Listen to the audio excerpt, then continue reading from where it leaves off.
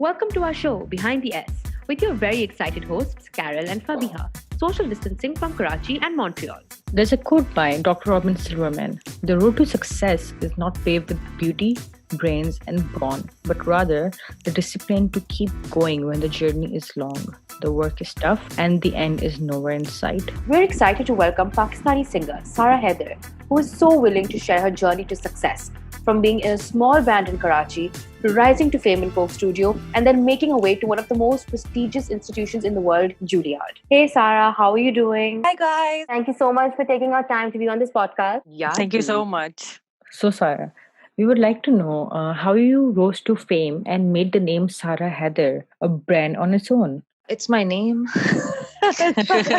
It's my, in over here, like गोरे लोग मुझसे पूछते हैं कि आपका नाम वाकई सारा है या आपने अपना नाम बदला है to like make yourself sound more like no, that is the birth certificate. Sara Ali Haider is my name, so it's sort of bizarre that now it's like, I don't know, some people say the whole name, and like they don't say Sara Haider. I'm like, yeah. So the fame thing, it just, I guess I ended up working for people like Nida Bhatt, like Faisal Kapadia and Bilal Maqsood and Ali Noor. And, a lot of these people were in the limelight, and they are artists that have been there for a very long time. And the people that I was working with, they pushed my name forward. I've always been, since I was 17 or 18, I've been doing gigs. I've been working with multiple bands and doing jingles and, it's about different circles. So initially I was very much in the Zabist circle, and then I was very much in like the Esen Bari and the Napa circle, and then became the Coke Studio circle, and now it's the New York City artist circle and Juilliard circle. So it's really just about the communities that you build around you. So you've gone through your fair share of struggles. Something we said in the opening was that the road to success is tough. Tell us how it was like for you. Initially, there was definitely that mentality. I had this band, teen, और उनके साथ हमने बहुत struggle करके और लड़ाइयाँ करके, we used to be able to perform on stage. Like I remember being at Bass Rock Cafe, and there would only be enough time to have like 3 people on stage, and there'd be like 15 bands lined up. It was crazy. T2F, even like open mic nights and stuff. There is a lot of mashallah talent in Karachi, and there's a lot of people who are like writing music and putting them out. So you building your own path, people like us who come from a background, we don't have any contacts in the industry, we make our own path. Was it difficult? Yeah, it was quite difficult, especially when I was 19, 20, 21, 22. It was quite difficult. I think it's important, and I say this to a lot of people who come up to me now. The same question, how did you make your name? It's like, you need to leave your bedroom. You have to get out. Exactly. You have to do scary things like send your demo to a studio, ask for help, ask for favors. I still have to ask for help, and I still have to put myself out there. And it's very scary because people say no. People say, नहीं तुम्हारा कुछ नहीं होगा, या नहीं तुम्हारे गाने अच्छे नहीं हैं. There's been so many huge, amazing producers that I admire who've just been like, नहीं तुम कुछ और करो, ये तुम नहीं कर सकती. But you just have to really keep fighting and keep going. And I think that was a struggle initially, because jab aap, when you're a teenager, when you're young, or just starting out, you have so much insecurity because you're like, is this what I'm supposed to be doing? I remember something you said earlier that resonated with me too, is that the truth is I must be good at something other than being a girl. That's a pretty powerful statement to make. Yeah, I think the girl stuff, it definitely became really intense. Coke Studio ke baad, I think, after becoming more in the public eye, in like the commercial music kind of way, a lot of makeup and designer clothes and red carpets and things like that start happening. I started performing at fashion shows wearing like people's clothes and all. It's very exciting, it's very fun, and I got to meet a lot of really great people. But what happened to me was that I started moving more towards the appearance side and less towards what I'm actually doing. Like, what do I sound like, and what am I writing, and what am I practicing? Like, if I'm spending 3 hours getting ready for a show, am I spending 3 of those hours putting on my makeup and wearing a dress? Or am I spending some of that time doing like vocal practice and going over my notes and going over my set list? And that's a decision that you have to make on your own, that, okay, I need to be something more than hair and makeup. it shapes the way you think about yourself. You know, like ab jaake, after all of these years, I've been able to say, okay, I'm an artist. But isse pehle, it was a really confusing Constant time. struggle. And yeah, it's confusing, and it says, you know, there's a lot of people who like offer their opinions and their advice of like what they think you should be focusing on and what they think you should be or you should represent. I think that's why, and I will say this a lot, it's so important to just stop the social media, to stop going out there, to just take time to constantly just be like, acha, maine kya karna hai? What is my voice? What am I trying to say? What am I trying to sell? Everybody's trying to sell something, right? And you know, I think it's okay. Sometimes laying low, doing your thing, figuring out your own voice is so important. Because otherwise you get lost. What was the first project in which you discovered your spark? I would say working with Zohaib Qazi. He had all of this amazing equipment, and with Zohaib, it was very, very collaborative. And he was so kind and lovely. He's still such a good friend of mine. And he's so good. Like, he's such a good songwriter. That's when I kind of learned that you can be an incredible artist and choose to not publicize it and choose to not like throw it out there in the world until you're ready. I completely agree with you. And this brings me to our next question. A lot of artists aspire to be where you are. As the first Pakistani in Juilliard, how did you make it? This is something that I had always wanted to do because I was training in Karachi. I was training my voice and all, but I really wanted to train in like, you know, how to be on stage and just do training instead of like doing shows and training. So while I was in New York, I made this group of friends and they were all actors. And I didn't even know that Juilliard has like a drama department, but they were like, chalo, you know, we're auditioning, all of us audition, tumhe bhi audition karna chahiye. And I was like, okay, theek hai. And the thing is that it's like 22,200 people show up for that audition. Wow. And 9 people get in. So anyway, so I turned up and there were a lot of rounds of auditions. That was the first day where you had to audition like 4 or 5 times, and then you had an interview, and then there was like a callback weekend where out of 2,200 people, they have 46 that come back and they take classes and they interact with teachers, and then there's another interview and then you audition. So it's like long process.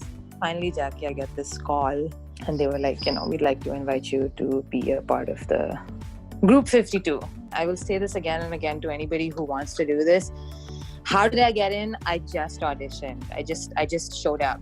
Half of the work is just showing up. And you know, I think that's such a good message for people as well, because I think in my experience, most of us who come from smaller towns, smaller cities, smaller countries, we don't keep that dream. We don't allow ourselves to dream so big because we don't think we can achieve something. There are a lot of things standing in the way. Like it's not an equal scale. It is a lot more difficult for some people, and not for other people. There's so many things that I get scared about and I don't show up because it's very heartbreaking. It's very disappointing to be like, मैंने इतनी कोशिश की, इतनी मेहनत की और फिर भी नहीं हुआ. You have to go back to why are you doing this? Are you doing this because you want to be famous? Are you doing this because you want to show people that you can do this? Or are you doing this because you love it?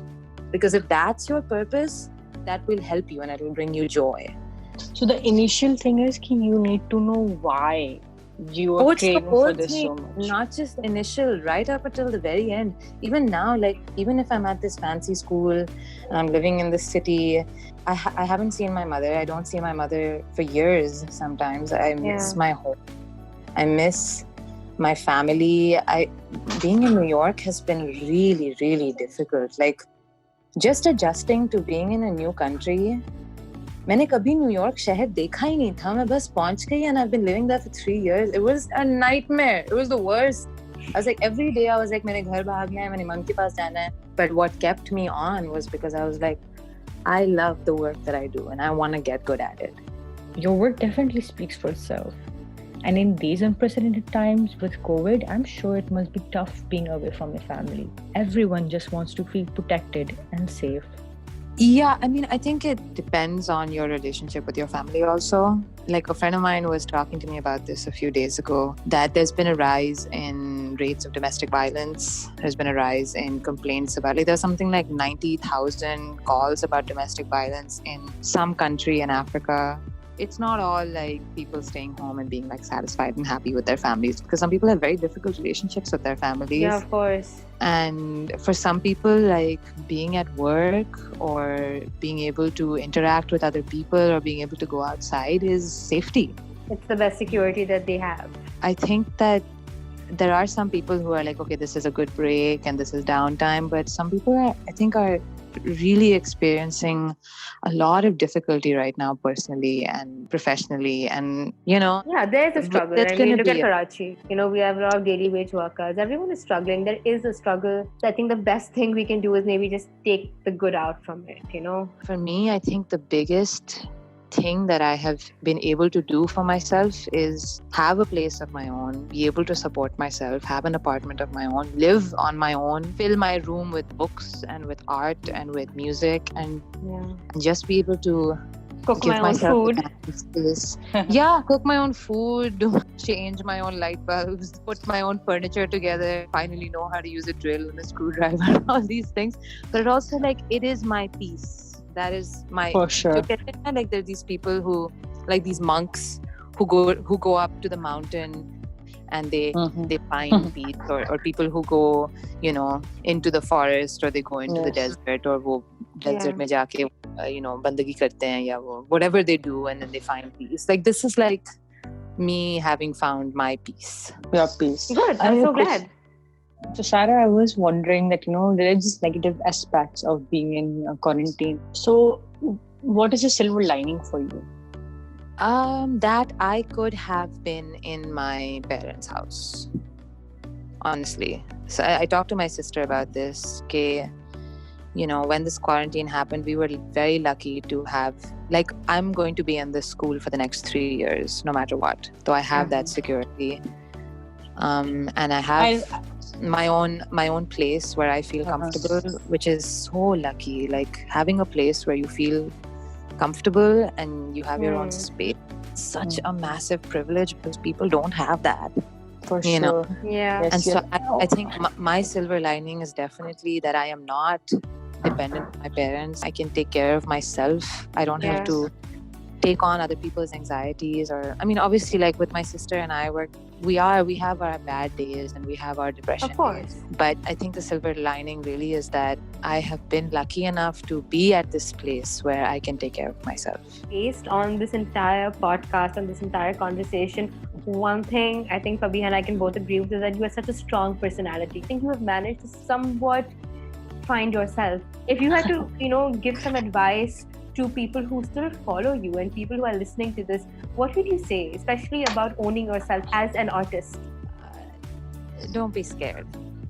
Honestly, I actually said this to somebody this morning who wants to quit his job, but he's like, "Main kya karunga?" And I'm like, it's just, don't be scared. It really will be okay. Because I've been in some really horrible situations. I've been in situations where, like, I didn't know how I was going to feed myself, or, where I was going to live, or really, like, basic necessities of human life type situations. Yeah. I think I used to worry so much when I was younger that if I had nobody taking care of me, if I had nobody telling me that, रात को घर late नहीं आना है, या यहाँ नहीं जाना है, या इसके साथ नहीं, like, if I didn't have somebody making rules for me, then I would just मेरा पता नहीं क्या होता. But after being able to give myself the opportunity to make rules for myself, I have to say that we are all a lot stronger and a lot smarter and a lot more capable than we know. I think we both can agree that we've had such a great time talking to you and getting to know more about you and your journey. And it's so fun. I have been avoiding doing any kind of social media podcast thing, but this is like, it's so different because it's you guys, and you guys are artists in your own right, and it's like, okay, we can actually have like a deep conversation about this. Yeah, of course, and that was the whole. And we objective of appreciate this you accepting this podcast and being so vulnerable and trusting us. It has been fun, and with that, we have to end our podcast because I think we have so much to talk about. It can go on for hours and hours, and no one will want to listen to us anymore. Thanks, you guys. This is really fun. Bye-bye. Bye-bye. Yeah.